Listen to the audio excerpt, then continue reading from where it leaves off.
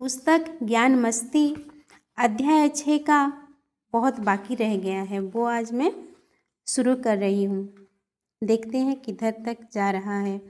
पर मैं अभी आपसे कहूँ कि कुछ फ्रेंच रेवोल्यूशनरीज के नाम बता दो। आपको शायद ना पता हो। मैं आपसे पूछूं कि बताइए कारण क्या थे कि भारत को कॉलोनाइज होना पड़ा।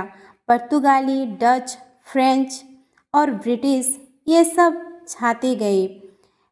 इसके मूल कारण क्या थे तो शायद हमें न पता हो, लेकिन जो बहुत सारी क्षुद्र किस्म की बातें हैं, बहुत क्षुद्र, जिसको ज़मीन की भाषा में कहेंगे टुच्ची बातें, वो हमें पता होती है। उन बातों से आपको बचाने के लिए किताबें होती हैं। एक बार जिसको फिर आसमानों का स्वाद लग गया ना, वो फिर वैसे ज़मीन का कीचड़ नहीं चाट पाता। तो इस मामले में मैं सौभाग्यशाली रहा। इस दुनिया की जो कालिक है, गंदगी है, उससे मैं इंसुलेट हो गया। मुझे आकर्षक ही नहीं लगती थी। एक दो बार ऐसा तक हुआ कि लखनऊ से पहले छोटे शहरों में एक दो बार पोस्टिंग हुई थी पापा की। शाहजहाँपुर हो गया तो शाहजहाँपुर का मुझे याद है। वहाँ से लखनऊ आते थे और एक बड़ा एजेंडा पॉइंट रहता था कि किताबें खरीदनी है, क्योंकि छोटा शहर था शाहजहाँपुर। वहाँ कोई ऐसी अच्छी बुक शॉप थी नहीं। टेक्स्ट बुक्स होती थी, ऐसी कोई बुक शॉप नहीं थी बड़ी। गर्मी की छुट्टियाँ होती थी तो उसमें मैं अपने नैनीहाल जाता था। वहाँ जाने से पहले, निकलने से पहले ये किताबें दे दी जाती थी। और नैनीहाल में भी जाता था तो वहाँ मेरे नाना की भी लाइब्रेरी थी। उनके पास भी किताबें वहाँ रखी हुई थी, तो उन्होंने मुझे बहुत बचाया है। मैंने ज्ञान क्या ले लिया वो मुझे नहीं याद है, और आप इतने छोटे होते हो तो आपको याद भी क्या रहेगा। और मैं बिल्कुल मानता हूँ बहुत समझ में भी नहीं आएगा। अब एक नोबेल प्राइज विनिंग नोवेल है और आप क्लास 6 में हो। आप 11 साल के हो। 11 साल की उम्र में आप एक नोबेल प्राइज विनिंग नोवेल पढ़ रहे हो, तो जाहिर सी बात है वो बहुत समझ में नहीं आएगा, लेकिन उसने आपको बचा दिया है। और वहाँ आपको कुछ ऐसा मिल रहा है जो आपको पूरा समझ में तो नहीं आ रहा, पर ये हल्का हल्का एहसास हो रहा है, आहट सी आ रही है कि इसमें कुछ खूबसूरती है। और वो खूबसूरती आपको फिर मजबूर करती है कि इसको समझो। तुम अगर अभी इसे नहीं समझ पा रहे हो तो अपना स्तर बढ़ाओ ताकि तुम इसे समझ सको, तो फिर आपकी समझ का भी स्तर बढ़ता है और आपकी भाषा का भी स्तर बढ़ता है, क्योंकि अच्छा साहित्य है तो अच्छी भाषा में भी लिखा गया होगा। तो मुझे फिर बहुत मदद मिली अपनी हिंदी और अंग्रेजी दोनों बेहतर करने में। जब मेरा 10वीं का ICSE का रिजल्ट आया तो उसमें उत्तर प्रदेश में मेरा पहला स्थान था। तो जो बोर्ड के सेक्रेटरी थे वो आकर मेरे पेरेंट्स से मिले, तो उन्होंने कहा ये सब ठीक है, हर साल कोई ना कोई यूपी टॉपर करता है, यूपी टॉप करता है, लेकिन इस साल एक आपके बेटे के रिजल्ट में ख़ास बात यह है कि उसके हिंदी और इंग्लिश दोनों में हाईएस्ट है। और ये रेयरली विरल होता है कि किसी का दोनों भाषाओं पर समान अधिकार हो, और वो समान अधिकार मुझे ICSE की टेक्स्ट बुक्स पढ़कर नहीं आया था। टेक्स्ट बुक्स भी पढ़ी थी, वो समान अधिकार आया था जो घर पर किताबें थी उनको पढ़कर। बात समझ में आ रही है? जब हम कंपनी कर ही सकते हैं, कंपनी माने साथ संगति, तो उन सब ऊंचे लोगों की क्यों नहीं करें जो प्यार के नाते हमारे लिए अपने पीछे अपने जीवन का अमृत छोड़ कर गए हैं। हो सकता है वो आदमी आज से 1000 साल पहले का हो या 200 साल पहले का हो। यह भारत का नहीं हो, चीन का हो, अफ्रीका का हो, यूरोप का हो, अमेरिका का हो, कहीं का हो, पर उसने अपने जीवन का सार, वो सारी बातें जो जानने और ग्रहण करने लायक है, वो उसने एक किताब में आपके लिए छोड़ दी है।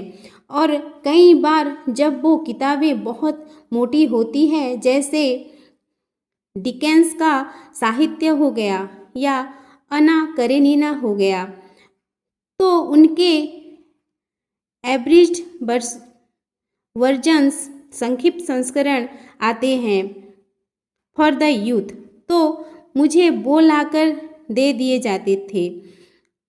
अब मोबी डिक पूरी कौन पढ़े, तो उसका एक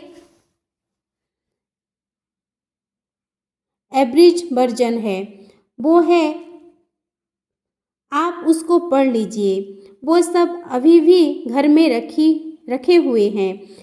मुझे इतना प्यार हो गया था उनसे, मैं उनको बाइंड करता था जैसे स्कूल की किताबें बाइंड कराई जाती है। अब बाइंडिंग होती है, नहीं होती है, बच्चों से पूछते हुए। कार्डबोर्ड बाइंडिंग अभी होती है? श्रोता, प्लास्टिक बाइंडिंग। आचार्य जी, अच्छा, प्लास्टिक। हमारे समय में कार्डबोर्ड बाइंडिंग होती थी, तो वो जितनी सारी मेरी किताबें थी, मैं उनको वाइंड कराकर उनकी लेबलिंग करके अच्छे से रखता था, जैसे टेक्स्ट बुक्स रखी जाती है। उनमें से कुछ अभी भी घर पर पड़ी होंगी, और ये नहीं कि उसमें सब कुछ मैं सीरियस ही पढ़ता था। कॉमिक्स वगैरह भी खूब चलती थी। डॉक्टर झटका, मोटू पतलू, घसीटाराम, चाचा चौधरी, ये सब भी चलता था। कुछ नहीं है। इंद्रजाल कॉमिक्स अब नहीं आते, पहले आती थी। एक टिंकल करके आती थी, वो सब भी, तो वो सब भी रहता था। बात समझ में आ रही है? बेटा, दुनिया के लिए ना आप बच्चे नहीं हो, दुनिया के लिए आप कस्टमर हो। कोई भी आपको अगर अट्रैक्ट कर रहा है ना, तो वो इसलिए नहीं कर रहा कि उसको आपसे प्यार है, वो आपको इसलिए अट्रैक्ट कर रहा है ताकि आपसे कुछ ले सके। बहुत जल्दी किसी के फैन मत बन जाना, बहुत जल्दी से फैन मत बन जाया करो, चाहे वो कोई पॉलिटिशियन हो, चाहे इंडस्ट्रियलिस्ट हो, चाहे कोई ग्लिटरिंग सेलिब्रिटी हो।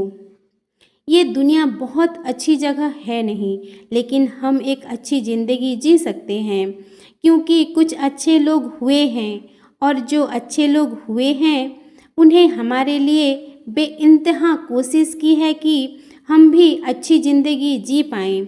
ये जो पब्लिक स्पेस है, इसमें ज़्यादातर लोग जो हैं, जिनको आप जानते हो, वो आपके लिए अच्छे नहीं हैं। समझ में आ रही है बात? लेकिन वो बिल्कुल हमारे लिए क्या बन जाते हैं? ओ माय आइडल, मैं पूजा करूँगा इसकी। वो व्यक्ति क्या है? उसने सचमुच क्या हासिल किया है ज़िंदगी में? उसके विचारों में कितनी गहराई है? वो ज़िंदगी को कितना समझता है? तुम उसे जानते भी क्यों हो? अगर आपको उसका नाम भी पता है, तो इतने में भी आपका नुकसान हो गया। आपको उसका नाम भी नहीं पता होना चाहिए। बहुत सारी बातें थी जो मुझे मेरे घर पर पता ही नहीं लगने दी गई। मुझे नहीं पता होता था। वो कहते थे, तुम वो पता करो ना जो ज़िंदगी में उच्चतम है, उससे नीचे की कोई सूचना तुम्हारे मन में पहुँचे ही क्यों। मैं स्कूल जाता था। अब मान लीजिए मैंने जूते पहन रखे हैं, तो मुझसे साथ वाले पूछते थे, और मुझे बड़ा अजीब लगता था कि ये कैसा सवाल है। कितने के हैं मुझे नहीं पता होता था, क्योंकि मुझे कभी बताया नहीं गया, मुझे नहीं पता। अब तो हर तरह का एंटरटेनमेंट मौजूद है। पहले जब 31 दिसंबर की रात होती थी तो उसमें दूरदर्शन पर आते थे ये वो। तो उसके बाद विंटर ब्रेक के बाद जब मिले स्कूल में तो काफ़ी देर तक 1 दिन 2 दिन यही बात होती थी कि उसमें कौन सी सेलिब्रिटी आई थी, उसने क्या किया, क्या नहीं किया, कैसा हुआ, मुझे नहीं पता होता था। मैं जानता ही नहीं था। मैं जब अपना 10th का बोर्ड दे रहा था उस वक्त भी मेरे घर में एक black and white portable TV था। हो गया याद आने पर नहीं।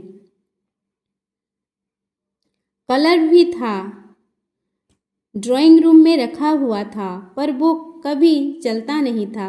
वो बस ड्राइंग रूम में रखा हुआ था। गाहें बगाहें कभी बाहर से वीसीआर मंगाकर के उसमें फिल्म देख ली जाती थी।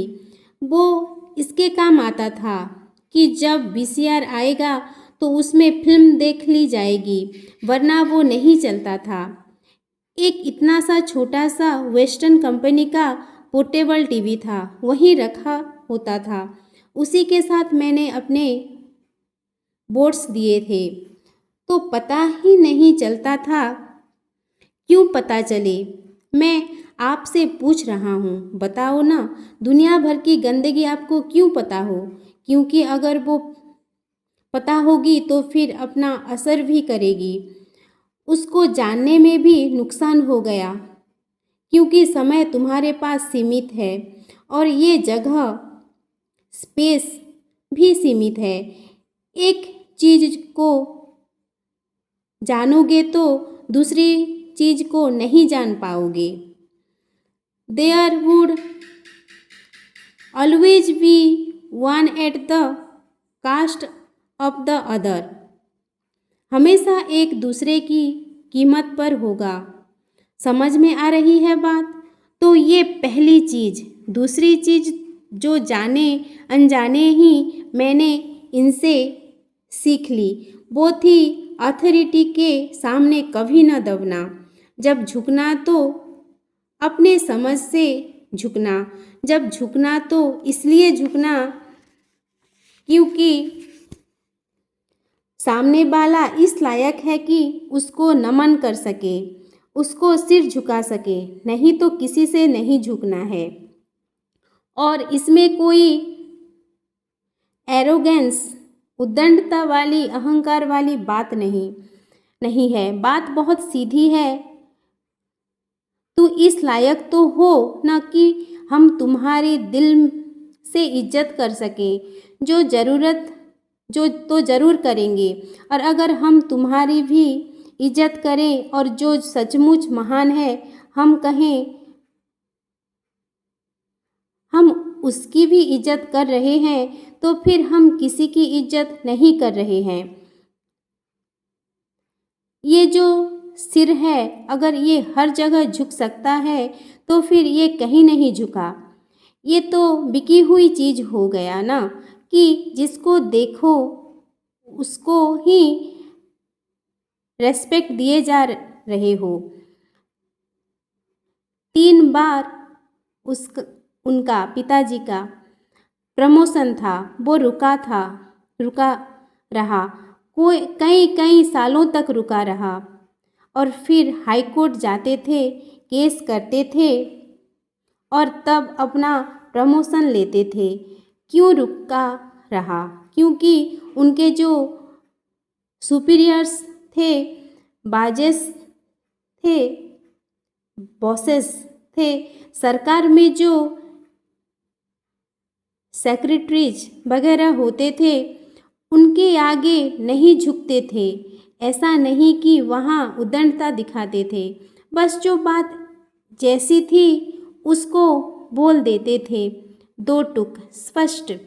तो ये जो स्पष्टवादिता है कि जब सच बोल रहे हो तो डरने दबने झुकने की ज़रूरत नहीं है। जो चीज़ जैसी है उसको बोल दो। हाँ, हमारा ये उद्देश्य नहीं है कि हम किसी को आहत करें, पर सच अगर किसी को बुरा लगता है तो फिर लगे। हमने आपको हर्ट करने के उद्देश्य से नहीं बोला है, पर हम क्या करें कि आप ऐसे हैं कि आपको सच से चोट लग जाती है। आपको सच से चोट लगती है तो फिर हम कुछ नहीं कर सकते। हमें माफ़ कर दीजिएगा और निश्चित रूप से जब उसको चोट लगेगी तो वो भी पलटकर आपको चोट देगा। आपकी पूरी तैयारी होनी चाहिए ऐसी चोट स्वीकार करने की। तो वो बार बार स्वीकार करते रहे। उनको जिस पद पर रिटायर होना चाहिए था वो रिटायर भी उससे एक पद नीचे पर हुए। लेकिन ठीक है, घर में बड़े अरसे तक तनाव का माहौल रहता था कि क्या अब कोर्ट की फिर से हियरिंग है, अब फिर से कोर्ट में जाना है, ये हुआ वो हुआ। कोर्ट ने इंस्ट्रक्शन दे भी दिए हैं कि आप किसी भी आधार पर इनका प्रमोशन नहीं रोक सकते। प्रमोट करिए तो भी जो सुपीरियर्स हैं वो इतने चिढ़े हुए हैं कि वो प्रमोट नहीं कर रहे हैं। तो फिर दोबारा कोर्ट जाओ, वहाँ से अवमानना की प्रोसीडिंग्स शुरू करो और फिर जाकर के अपना प्रमोशन लो। ये सब इतना चलता था। जो सेल्स टैक्स एसोसिएशन थी उसके कई बार प्रेसिडेंट अध्यक्ष रहे। तो एक बार उनका जो वार्षिक अधिवेशन होता था, एनुअल गैदरिंग, उसमें मुझे भी साथ ले गए। मैं शायद छठी में था, मैं 11 साल का था। तो वहाँ स्टेज पर उस समय जो यूपी के सीएम मुख्यमंत्री थे नारायण दत्त तिवारी जी, वो मौजूद थे। तो उन्होंने कुछ कहा ऐसा इनके विभाग के बारे में, व्यक्तिगत रूप से पापा के बारे में कुछ नहीं, पूरे डिपार्टमेंट के बारे में कुछ कहा जो कि थोड़ा अनुचित था। तो वो वही मंच पर मैंने उनको 1000 लोगों के सामने मुख्यमंत्री को ये कहते सुना कि मुख्यमंत्री जी, जो आपने बोला है वो ठीक नहीं है। अब जो आदमी मुख्यमंत्री को 1000 लोगों के सामने कहेगा कि गलत बोल रहे हो और मंच पर कहेगा गलत बोल रहे हो और मीडिया के सामने बोलेगा कि गलत बोल रहे हो, उसको फिर जो हमारा सिस्टम है वो तकलीफ़ें तो देगा ही ना। तो तकलीफ़ें कैसे झेलनी है सच्चाई के लिए वो मैंने सीख लिया। आज मैं तुम्हारे सामने खड़ा हूँ। इतनी बाधाओं से, दिक्कतों से, तकलीफ़ों से गुजर कर यहाँ तक आया हूँ और आज भी कितने तरीके की अड़चनें झेल रहा हूँ। वो सब संभव हो पा रहा है क्योंकि मैंने देखा है कि किया जा सकता है, किया जाना चाहिए। बहुत बोलना नहीं, और जब बोलना तो साफ बात बोलना, दो टूक बात बोलना। कुछ ऐसा नहीं है कि बात में रफनेस, बेअदबी है या क्रूडनेस है। एक कवि, एक साहित्यकार की बात भी मंझी हुई होगी। शब्दों का चयन और वाक्य विन्यास भी बहुत साफ सुथरा होगा। लेकिन दुनिया ऐसी है कि साफ बात से घबराती है। दुनिया को झूठ चाहिए, दुनिया को बनावट चाहिए। बनावटी नहीं होना है तो मुझे स्पष्ट होता जा रहा था। बनावटी मत हो जाना, और बनावटी हो जाने के बड़े फ़ायदे मिलेंगे। दुनिया कहेगी कि तुम झूठ बोलो, नकली चेहरा दिखाओ, जहाँ हंसने की कोई ज़रूरत नहीं वहाँ भी हंसो। जिनको इज्जत नहीं दी जानी चाहिए उनके सामने भी झुक जाओ। और तुम अगर ये सब कुछ करोगे तो हम तुमको रिवार्ड करेंगे, इनाम पुरस्कार देंगे।